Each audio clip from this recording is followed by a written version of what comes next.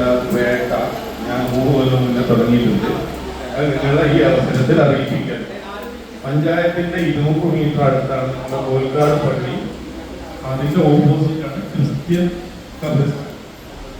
കരിമ്പുഴ ആ പരിസരത്തെ ഒരു 6 പയ്യന്മാര് വൈകുന്നേരം 6 to 10, 12 മണി വരെ വീട്ടിൽ വരില്ല.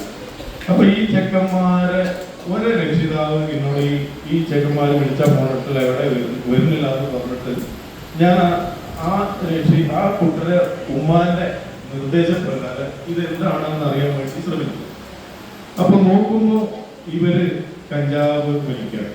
അത് കേട്ട നമ്മൾ ഇന്ന് പത്രത്തിൽ കാണുന്നതിനെക്കാട്ടിലും മഹത്തായ ഒരു മെസ്സേജാണ് അവിടെ കാണുന്നത്. ഇവിടെ പറയാതിരിക്കുന്നത് ശരിക്കും പറയണം. കഞ്ചാവ് സപ്ലൈ ചെയ്യുന്ന ആള് ക്രിസ്ത്യൻ എന്തായാലും പറയാം കല്ലറയുടെ സ്ലാബ് പൊളിച്ചിട്ട് ഈ ഡെഡ് ബോഡി കിടക്കണതിന്റെ സ്കെൽട്ടന്റെ അടിയിൽ കഞ്ചാവ് സ്റ്റോക്ക് ചെയ്തിട്ട് അവൻ പോകും. അപ്പൊ അവൻ സേഫായി, അവന്റെ സപ്ലൈ ഡിസ്ട്രിബ്യൂഷൻ കറക്റ്റായി. അവൻ സപ്ലൈ ചെയ്തതിനു ശേഷം ഇവര് പേയ്മെന്റ് കൊടുക്കും. ഒരു നിശ്ചിത സമയം കഴിഞ്ഞ് ഇതിന്റെ ഉപഭോക്താക്കളായ 15-16 വയസ്സായ 6 ചെക്കന്മാര് രാത്രി 10 മണിക്ക് ശേഷം ഈ കല്ലറയുടെ മുകളിൽ വരുന്നു. സ്ലാബ് പൊളിക്കണു.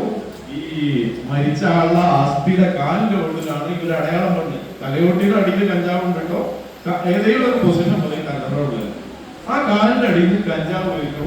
ഈ മാറ്റിയ സ്ലാബ് മാറ്റിയിട്ട് ഇവര് ആ 6 പേരും ആ ക്രിസ്ത്യൻ കല്ലറയുടെ മുകളിൽ കഞ്ചാവ് കയറിയിൽ അതിന്റെ ഡോസ് കഴിയോളം കിടക്കും.